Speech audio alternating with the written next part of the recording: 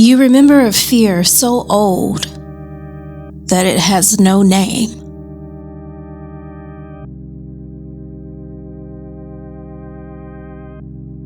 It does not arrive as a memory, but as a texture, something like dust settling in your lungs.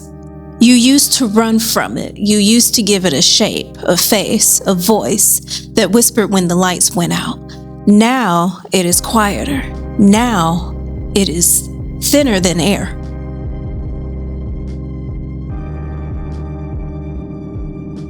You try to recall what it wanted from you, what it took, what it promised, but the details collapse when you touch them, like ash pretending to be paper. You reach further back, beyond the versions of yourself that could explain it, beyond language. There is a hallway there, endless, repeating, doors that never fully close. You remember standing in one of them, certain that something was behind you, certain it was learning from your movements.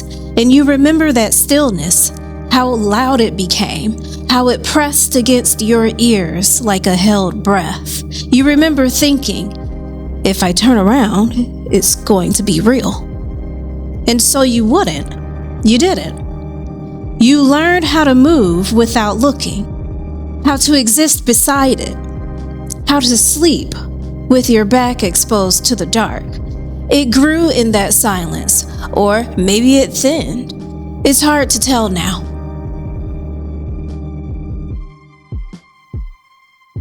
There were nights it had weight, nights it felt like a presence sitting at the edge of you, patient. There were mornings you almost named it, gave it a story, almost made it permanent, but something in you refused. Something stayed unclaimed. Something did not agree to be haunted. Now when you reach for it, your hand passes through. Now when you listen for it, there is nothing waiting to answer.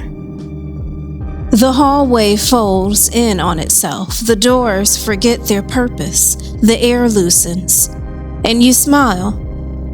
Not so much because you're brave, but because there is nothing left to resist. The fear has forgotten itself, and in doing so, it has released you. You walk through rooms that once held it. Nothing stirs, nothing watches. Even the corners have softened. Even the shadows seem disinterested.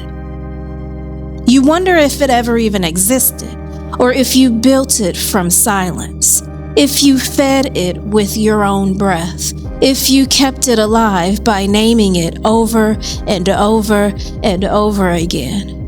Now there is no name, and without a name, there is no place for it to stay.